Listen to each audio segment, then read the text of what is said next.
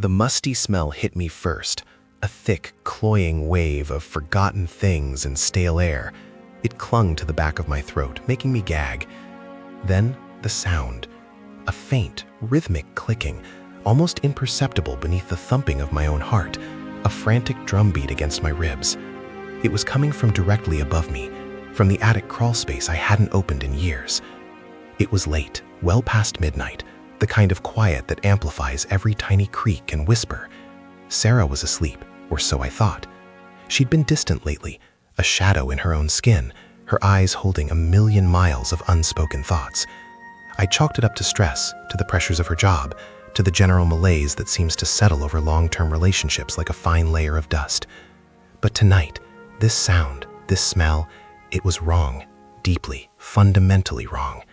It gnawed at me, a primal instinct screaming that something was amiss, something that vibrated with a dangerous frequency. If you're getting this vibe, if you're feeling that pull of the unknown, that need to peel back the layers of a story that's just starting to unravel, then do me a favor, yeah? Hit that subscribe button. And if you dig what you're hearing, the raw truth of it all, give it a like, share it with someone who might understand, and drop a comment. Let me know what you do, what you see, because honestly, I'm still trying to figure it all out myself. This whole thing, it's a lot. I stood at the bottom of the attic stairs, a rickety pull-down ladder that always protested with a groan when I used it. My hand trembled as I reached for the string. The clicking continued, a tiny, insistent insect trapped in a jar. It was definitely coming from up there. My mind raced, conjuring 1,000 ridiculous scenarios. A squirrel, maybe, a rat? But the sound was too regular, too deliberate. It was the sound of something being done. And the smell, it wasn't just dust. There was something else, something metallic, almost like old batteries, mixed with a faint, sickly sweet perfume. Sarah's perfume, the one she only wore on special occasions. That sent a fresh wave of unease through me. She was downstairs, in our bed, the same bed we'd shared for 12 years, under the same roof. And yet, this sound, this smell, was coming from a place she'd never go, a place I barely ever went. My chest tightened. I pulled the string. The ladder descended with a splintering shriek, dust motes dancing in the beam of my phone's flashlight. Each step creaked under my weight as I ascended, the air growing thicker, hotter, heavier. The clicking was louder now, undeniably mechanical. My heart hammered a frantic rhythm against my ribs. This wasn't just a creaky house settling. This was something else entirely. At the top, the small, triangular opening of the attic beckoned, a dark maw. I pushed aside the flimsy plywood panel, the roughed wood snagging my skin. The flashlight beam cut through the oppressive darkness, illuminating a landscape of forgotten Christmas decorations, old suitcases, and cobwebs thicker than any I'd ever seen. And there, nestled between a stack of dusty photo albums and a faded armchair, was the source of the sound. It was a small, sleek digital recorder, the kind you'd see in a spy movie, and connected to it by a thin, almost invisible wire was a small, parabolic microphone. It was pointed directly at the floor, at the space directly below. And next to the recorder, a neatly coiled spool of audio cable snaked its way down a small gap in the ceiling panel, the same gap that led indirectly to my home office. My stomach plummeted. My hands felt clammy.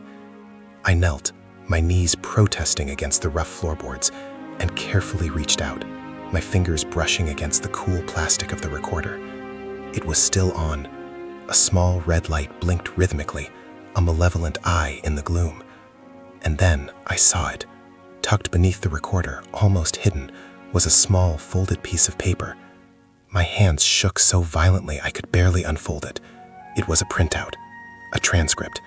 The date at the top was from 3 weeks ago, and the words swam before my eyes. It was a conversation, my conversation, a call I'd made to my mother, telling her about a promotion I was considering, a job offer in another state. I'd only discussed it with her.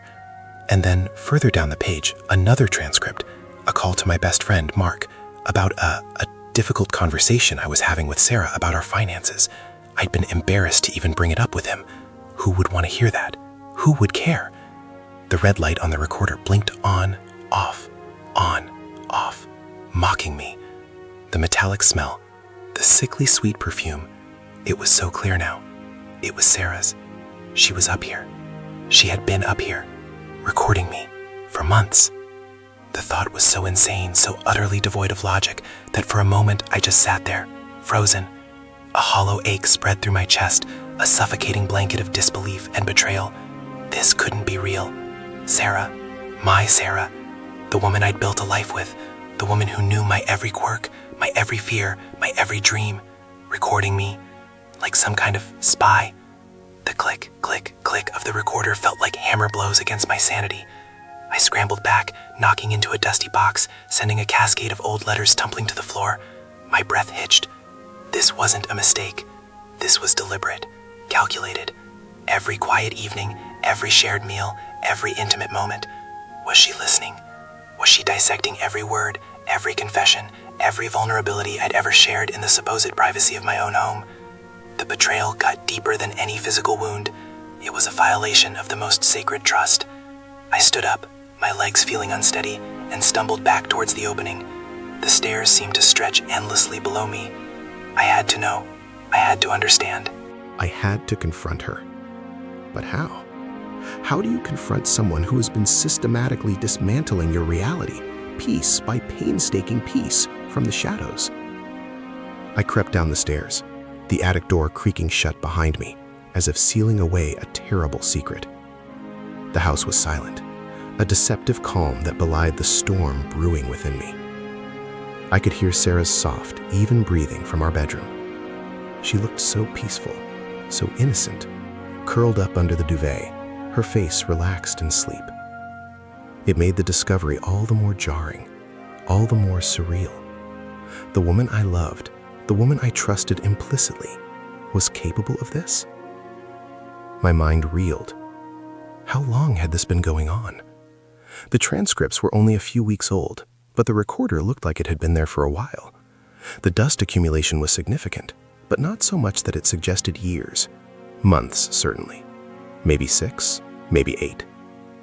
Had she been listening to every call I made from my office phone? My personal cell? Was it just my calls? Or was she recording Sarah too? The thought was too much to bear. I walked into the living room, the familiar space feeling alien, tainted. The comfortable sofa, the framed wedding photos on the wall, the gentle glow of the streetlights filtering through the blinds. It all seemed like a carefully constructed set, a stage for a play I was no longer a willing participant in. I sank onto the sofa, my head in my hands.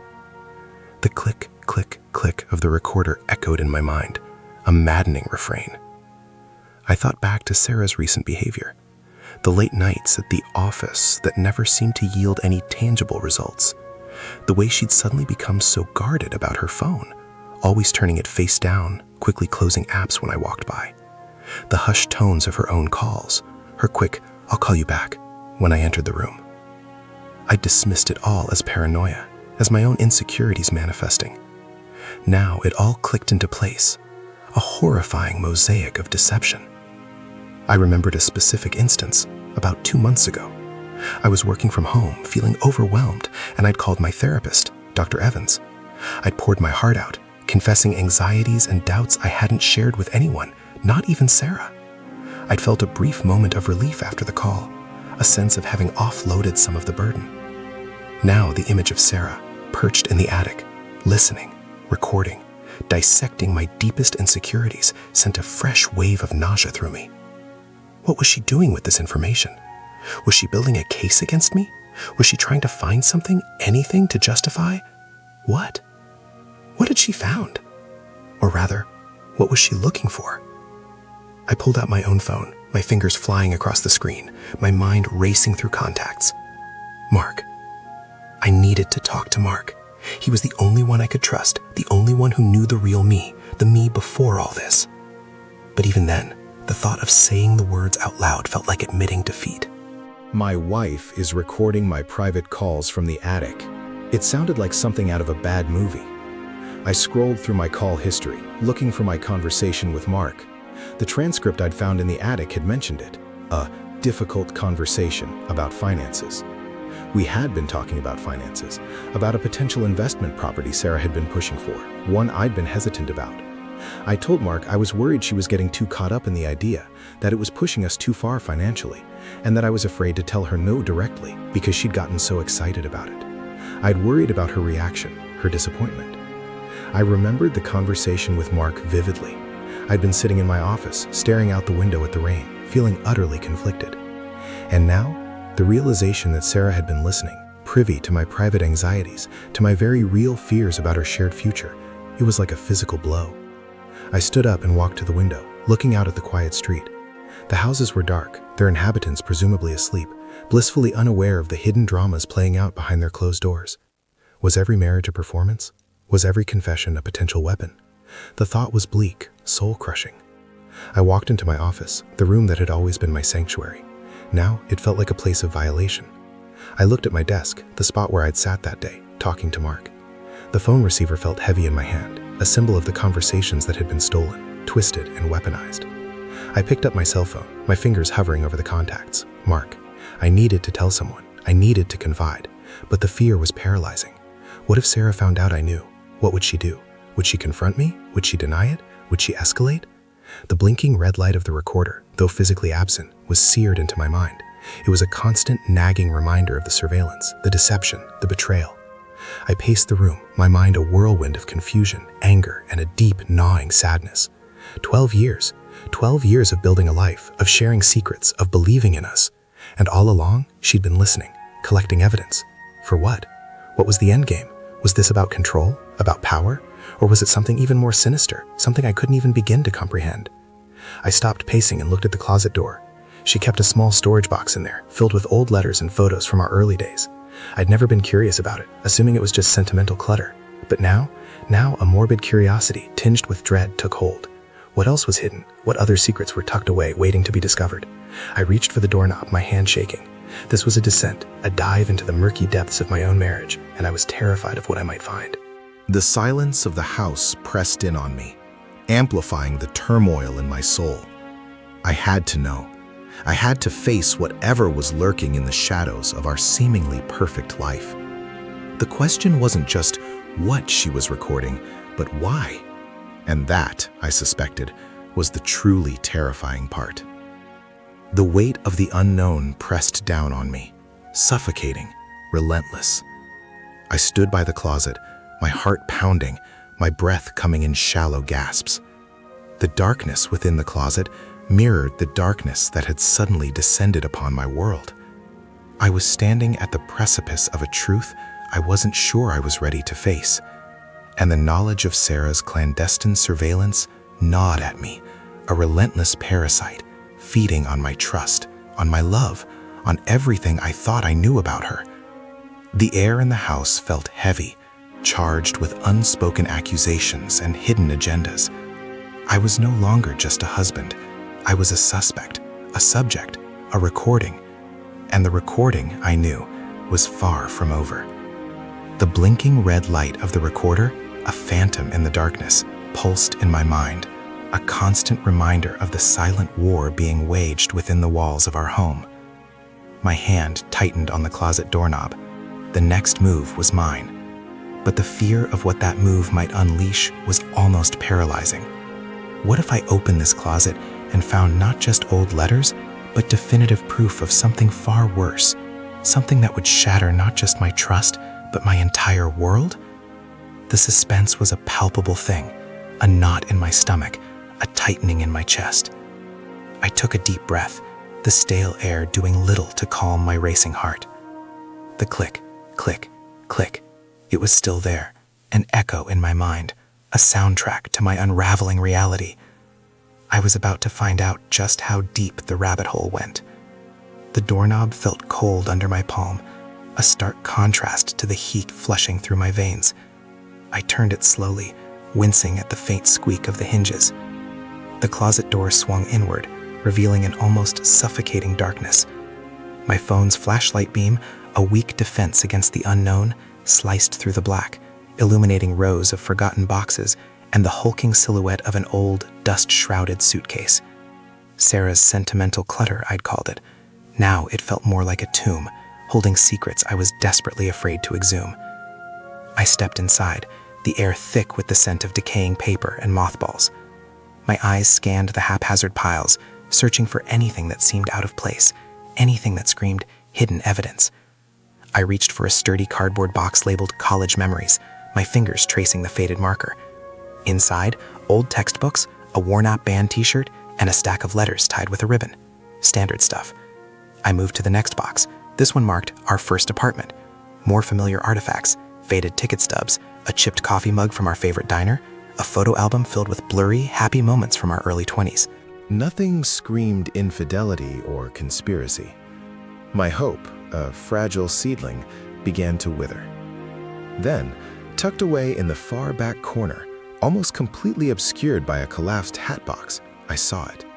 A slim, black binder. It wasn't like anything Sarah usually kept. Her binders were typically filled with work documents or travel itineraries, brightly colored and meticulously organized. This one was plain, devoid of any labels or markings. A prickle of anticipation, cold and sharp, ran down my spine. My hand trembled as I reached for it, my fingers fumbling as I pulled it free from its dusty confinement. It was heavier than it looked. I carried it back into the dimly lit office, placing it on my desk with a soft thud. The flashlight beam settled on the cover. No title, no name, just black. I hesitated, a wave of dread washing over me. What if this was nothing? What if I was spiraling, projecting my anxieties onto inanimate objects? But the weight of it, the secrecy of its placement, it felt significant. I took a deep breath and flipped it open. The pages were filled with meticulously typed entries, each dated. My stomach clenched as I recognized the familiar cadence of my own words, transcribed from my private conversations. It was a journal, but not my journal. It was her journal, chronicling my life. The entries weren't just factual accounts of our day-to-day existence. They were analytical, observational, laced with a chilling detachment that I'd never associated with Sarah. She was dissecting my every action, my every word, as if I were a specimen under a microscope. The first entry that caught my eye was dated 6 months ago. It detailed a late-night conversation I'd had with my sister, Emily, about my growing dissatisfaction with my current job. I'd confided in Emily, expressing my fears of stagnation, my longing for a change. Sarah had always seemed supportive, encouraging me to explore new avenues. But this entry, it painted a different picture. "He's restless again," the entry read, "talking about wanting more. More what? He has everything, a good job, a comfortable life, me. He's ungrateful, needs to be reminded of his blessings. Perhaps a gentle nudge is in order to make him appreciate what he has. I suggested a new project at work tonight, hoping to distract him, but he seemed distant. He's always distant lately." A cold dread settled in my chest. Gentle nudge? Distract him? Was she talking about the stressful, all-consuming project her boss had recently assigned me, the one that had been consuming my evenings and weekends? I'd complained to her about the pressure, the late nights, the toll it was taking. She listened, nodded, offered comforting words, but her eyes, there was a flicker of something I couldn't quite place. Amusement, satisfaction. I dismissed it as my imagination. Now, reading this, it felt like a carefully orchestrated manipulation. She hadn't been trying to help me. She'd been managing me. I flipped further, my hands shaking. Another entry, from a few weeks later, described a dinner with my parents. I'd been venting about some minor disagreement I'd had with my father, a recurring pattern of them trying to give me unsolicited advice about my career. "He's so sensitive," Sarah had written. "His father's constant criticism clearly weighs on him. He needs to stand up for himself, but he's too afraid of disappointing them. I tried to encourage him to set boundaries, to assert his independence. He just nodded, looking lost. Maybe I need to find a way to reinforce the need for independence, something that will make him realize how crucial it is to forge his own path away from their outdated expectations. It's for his own good, ultimately."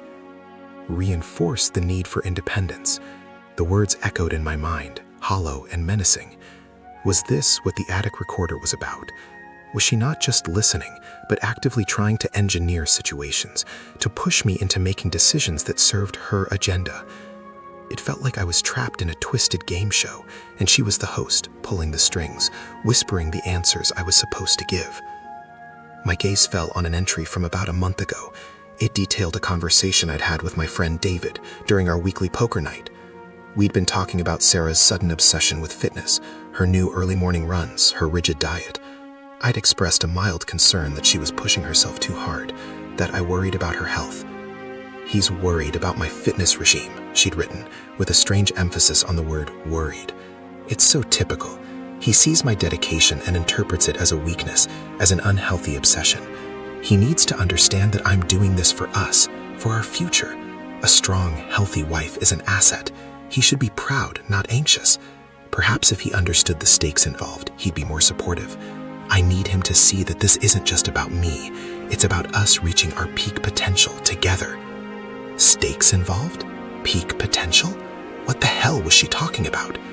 It was like reading the diary of a stranger, a woman I knew intimately, but who was living a secret life of strategic machinations. The woman I loved, the woman I'd shared my deepest fears and vulnerabilities with, was meticulously documenting my every insecurity, my every moment of weakness, and using it to her advantage. It was a profound betrayal, a violation of everything we had built. I felt a cold rage begin to simmer beneath the surface of my confusion.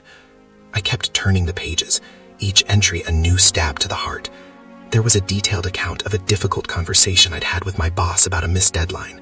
Sarah had overheard me on the phone, had later offered advice on how to frame my apology, how to position myself as someone who was learning from their mistakes. But her words in the binder were laced with a predatory keenness. "He needs to learn to take responsibility," she'd written. "He's too quick to deflect blame. I guided him on how to present his case. He needs to understand that in this world, you have to be able to articulate your value, even when you falter. It's about survival, and I'm teaching him how to survive, even if he doesn't realize it." Teaching him how to survive. I wasn't a child who needed to be tutored in life. I was a grown man, a husband, and she was treating me like a project, a puzzle to be solved, or perhaps a problem to be managed. The financial discussions, the ones that had led to the transcript in the attic, were also heavily documented. She'd meticulously recorded my hesitations about the investment property, my anxieties about our savings, my genuine belief that we needed to proceed with caution. "He's being overly cautious about the Miami condo," she'd written, the date corresponding with the transcript I'd found. "His fear is holding us back. He needs to trust my instincts. I've done the research. This is our chance to finally achieve financial independence. He's letting his past insecurities dictate his future." I tried to explain the long-term benefits, the potential for growth, but he keeps bringing up risks. I need him to understand that sometimes you have to take a leap of faith. I think the conversation with Mark didn't help. Mark always encourages his cautious side. I need him to be bolder. I need him to see the bigger picture, the one I've so carefully painted for us. The carefully painted picture. It was like a cruel joke. She wasn't painting a picture, she was constructing a cage, and I was willingly walking into it, blinded by love and trust. The realization hit me with the force of a physical blow. She wasn't just recording my calls, she was using those recordings and the information she gleaned from them to manipulate me, to shape my decisions, to steer my life in a direction she deemed appropriate. The promotion I was considering, the one I'd only discussed with my mother, it was all in there. "He's been talking to his mother about the Denver offer," she'd noted. "She's too sentimental. She'll only encourage him to stay close. He needs to understand that this is an opportunity for growth, for real advancement. He's been feeling undervalued lately, and this is the perfect chance to prove his worth, to show everyone what he's capable of. I've already started planting the seeds about the benefits of a change of scenery. He needs to break free from the comfort zone, from the expectations of his family. I'll ensure he sees the logic, the undeniable advantages of this move. It's time for him to step up." Step up or be pushed? The implication was horrifyingly clear. She wasn't supporting my decisions, she was orchestrating them. The seemingly innocent conversations I'd had, the private thoughts I'd shared with loved ones, were being weaponized, transformed into leverage points in her elaborate scheme. My entire life, my marriage, my decisions, they were all subject to her meticulous scrutiny, her calculated interventions. I slammed the binder shut, the sound echoing in the oppressive silence of the office. My hands were shaking uncontrollably. The rage I felt was a hot, surging tide threatening to drown me. How could she? How could the woman I loved, the woman I'd shared my life with for 12 years, be capable of such profound deception? It wasn't just about recording my calls. It was about a systemic dismantling of my autonomy, a covert takeover of my life, all under the guise of love and support. I stood up, pacing the room like a caged animal. My mind raced, trying to piece together the fragments of this horrifying revelation. The distant behavior, the guarded phone, the late nights, it all made a terrifying kind of sense now. She wasn't just having an affair or struggling with her own demons. This was something far more insidious, a calculated act of control. I walked over to the window and stared out at the sleeping street. The houses were dark, their windows like vacant eyes. Were they all hiding similar secrets? Was this just the rotten underbelly of modern relationships, a constant battle for control disguised as love? The thought was a bitter pill to swallow. I looked at my phone, the screen glowing accusingly. Mark. I had to tell Mark. But even as I scrolled through his contact, a new wave of fear washed over me. If she was this adept at surveillance and manipulation, what else did she know? What else had she uncovered? Was it just my private calls? Or had she found a way to access my messages, my emails? The paranoia was overwhelming. I thought about the conversations we'd had, the arguments, the moments of intimacy. Had any of it been real? Or had I just been playing the role she'd assigned me, reciting lines from a script she'd written? The betrayal was so complete, so absolute, that it threatened to shatter me. I felt exposed, vulnerable, and utterly alone. The binder lay on the desk, a silent testament to her deception. I picked it up again, my gaze falling on a recent entry, dated just yesterday. He's been unusually quiet today, distracted. I wonder if he suspects something. I need to be careful. The final phase is approaching. Soon, all the pieces will fall into place. He'll understand then. He'll see how much of this was for him, for us. He just needs to trust me, and I'll make sure he does. I'll do whatever it takes. Whatever it takes. The words hung in the air, heavy with unspoken threat. What was the final phase? What pieces were falling into place? My blood ran cold. This wasn't just about recording calls anymore. This was a full-blown operation, and I was the unwitting target. The blinds rattled slightly in the breeze, a sharp, sudden sound that made me jump. My heart hammered against my ribs. I felt a chilling certainty that she was watching me, even now, that she knew I knew. And the question of why she was doing all of this, the ultimate motive behind her elaborate deception, was still shrouded in a terrifying, suffocating mystery. I looked at the binder, then at the door leading to the bedroom where she slept, and a cold dread washed over me. I had to know what she meant by the final phase. I had to know what she was capable of doing to ensure I trusted her, and I had a terrible feeling that I was about to find out.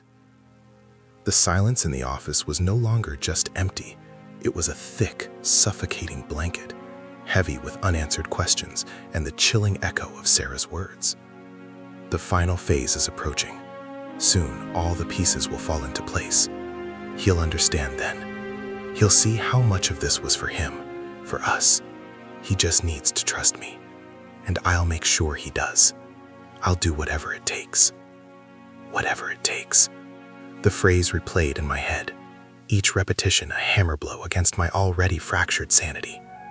My hands still trembled, not just from rage, but from a deep, primal fear. I was looking at a monster, a meticulously crafted illusion, and the realization was more terrifying than any nightmare. I picked up my phone again, the screen still displaying Mark's contact. Mark. He was the only one I could turn to, the only one who wouldn't judge, wouldn't pity. He'd seen me through so much. But even as my thumb hovered over the call button, a fresh wave of paranoia washed over me. If Sarah was this thorough, this covert, what else did she have on me? Had she accessed my emails, my texts, my cloud storage? The thought made my skin crawl. This wasn't just about her controlling me. It was about her having the power to ruin me, to dismantle my life from the inside out. The binder lay open on the desk, a chillingly objective record of my vulnerabilities, my insecurities, all cataloged for her strategic advantage. I reread the last entry, the one from yesterday. Her words, so clinical, so devoid of genuine emotion, painted a picture of a predator observing its prey. She was waiting for the right moment, for the opportune time to reveal her grand design. But what was the design? What was this final phase? The not knowing was an agony, a gnawing emptiness that threatened to consume me. I glanced at the bedroom door, the barrier between my newfound terror and her deceptive tranquility. The urge to confront her, to tear open the facade and demand answers, was almost unbearable. But I knew with a certainty that chilled me to the bone that a direct confrontation would be a mistake. She had spent months, maybe years, meticulously planning this. She wouldn't be caught off guard. She would have an answer, a countermove, something to disarm me, to twist my accusations back on me. She had already proven that she could manipulate my own words, my own fears, against me. I needed proof, concrete, irrefutable proof that would leave no room for her eloquent denials or gaslighting. I needed to understand the full scope of her plan, the pieces that were meant to fall into place. And I needed to do it without her knowing I knew. My eyes fell on the small black recorder I'd found in the attic. It was still in my pocket, a cold, metallic weight against my thigh. I pulled it out, my fingers tracing its smooth, unassuming surface. She had been so confident, so meticulous in her methods. It was unlikely she would have simply stopped recording. If she was still operating, if this final phase was truly imminent, then there had to be more. More conversations, more manipulations, more evidence. A grim determination settled over me. This was no longer about saving my marriage, or even about finding out about an affair. This was about survival, about reclaiming my life from the clutches of this meticulously crafted deception. I had to be as strategic, as ruthless as she had been. I stood up, my legs feeling unsteady, and walked back to the closet. The darkness within now seemed less like a tomb and more like a battlefield. I moved the boxes, my hands searching for any sign of her technology, any hint of her surveillance apparatus. I remembered the small, almost invisible camera lens I'd found tucked away in the corner of the office. She was thorough. She would have placed them strategically. Hours passed. The moon climbed high in the sky, casting long, spectral shadows across the room. My initial rage had subsided, replaced by a cold, calculated focus. I sifted through Sarah's belongings, her meticulously organized life, searching for the hidden seams, the subtle inconsistencies that would betray her true nature. I found a small, almost imperceptible wire running along the baseboard behind her vanity, a tiny hole drilled into the wall. My stomach twisted. She had been watching me in the most intimate spaces for who knew how long. The violation was profound, a visceral assault on my sense of safety and privacy. Then, tucked away in the back of her lingerie drawer, beneath a pile of silk scarves, I found it. A small, black USB drive. It was unmarked, nondescript. But the weight of it, the clandestine nature of its hiding place, screamed significance. My heart pounded in my chest. This was it. This had to be it. The raw data, the unfiltered recordings, the true extent of her surveillance. With trembling hands, I carried it back to the office, the binder still open on the desk, a constant reminder of the betrayal. I plugged the USB drive into my laptop. The screen flickered to life, revealing a folder labeled simply Project Nightingale. Nightingale. The irony was brutal. A bird known for its beautiful song, singing a tune of utter destruction. I clicked on the folder. It was packed with files, hundreds of them. Audio recordings, video files, and document folders labeled with dates and cryptic acronyms. My breath hitched. This was it, the full arsenal. I scrolled through the audio files, each one a timestamp of a conversation, a revelation. I clicked on one, dated from a few weeks ago. It was a recording of a conversation I'd had with my sister, Emily. "He's been so stressed lately, Sarah." Emily's voice, warm and concerned, filled the office. "I worry about him. He needs to get away, really unplug." Sarah's voice, smooth and reassuring, followed. "I know, Em. I've been thinking the same thing. He just needs a little push to realize that sometimes stepping away is the best way to move forward. I'm working on some ideas for him." The ideas. I knew what she meant. The wellness retreat she'd been subtly pushing, the one that conveniently coincided with the closing date for the Miami condo. I dismissed it as her trying to be helpful, to get me to de-stress. Now I heard the calculated tone, the manipulative undertones, the way she was using Emily's genuine concern to bolster her own agenda. I moved to another file, a video this time. It was grainy, dark, but undeniably me. I was in my car, talking on the phone, my voice low and strained. I was arguing with my boss about the missed deadline, my career hanging precariously in the balance. Sarah's voice, a hushed whisper, narrated the action in the video file metadata. His weak negotiation tactics on full display. He needs to learn to be assertive, not apologetic. I'll be coaching him on a more effective approach. My vision blurred. She wasn't just recording. She was dissecting, analyzing, strategizing. She was actively using my vulnerabilities, my moments of weaknesses, to refine her control. It was a perverse form of coaching, a masterclass in manipulation. Then I found it, the mother lode, a series of encrypted files dated from the past 6 months. They were labeled with code names, abstract terms that meant nothing to me. I tried to open them, but they were locked tight. Frustration gnawed at me. What secrets did these files hold? What was the true, final phase? As I scrolled through the other files, I stumbled upon a transcript. It was from a conversation I'd had with Mark about 6 months ago.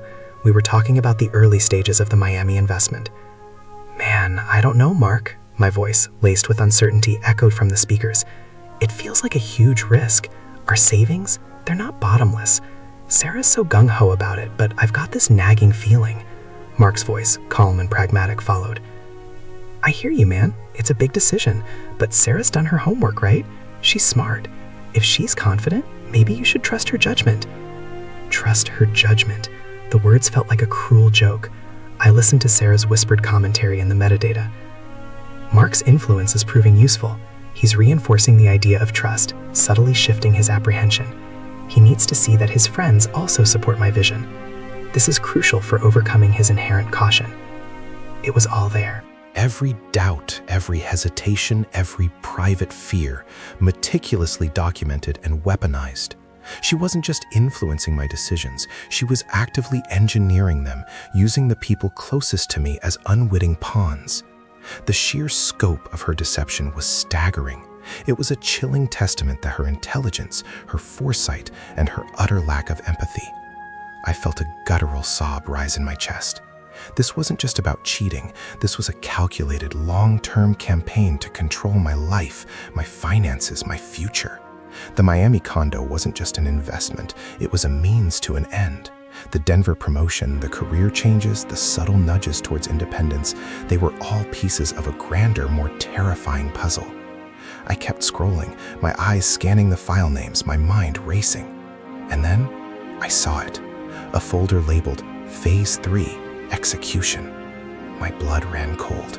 This was it, the final phase. I clicked on it, my hands shaking so violently that I almost dropped the laptop. The folder contained a single, massive document, a detailed plan, a blueprint for her endgame. I began to read, my eyes skimming over paragraphs, my mind struggling to comprehend the audacity, the sheer, calculated cruelty of it all. It detailed a plan to systematically isolate me from my support network. Emily would be placated with false reassurances. Mark would be subtly manipulated to reinforce her narrative. My parents would be drawn into a manufactured crisis, forcing me to rely even more heavily on her for emotional support. The Denver offer was not about my career. It was about physically removing me from my familiar environment, making me more susceptible to her influence. The Miami condo, once secured, would tie up a significant portion of our liquid assets, making it harder for me to walk away. And then, the truly horrifying part, the part that made my stomach churn with a sickening dread. The plan outlined a scenario where I would be presented with a seemingly insurmountable personal or professional crisis, one that would require me to make a drastic, life-altering decision, a decision that Sarah had prearranged the outcome for, a decision that would leave me completely beholden to her, financially and emotionally. It spoke of managed dependency, of controlled reliance. The document outlined a contingency for my resistance. It spoke of information leverage. It detailed how she had gathered through her surveillance enough compromising material about my past mistakes, my private indiscretions, my moments of weakness, to utterly destroy my reputation, my career, and my relationships with everyone I cared about, should I ever choose to defy her. My entire life laid bare and cataloged for the sole purpose of her ultimate control. I felt a wave of nausea wash over me. I was trapped, completely and utterly trapped. The woman I had loved, the woman I had trusted with my entire life, had meticulously constructed this elaborate cage, and I had willingly walked into it, blinded by affection.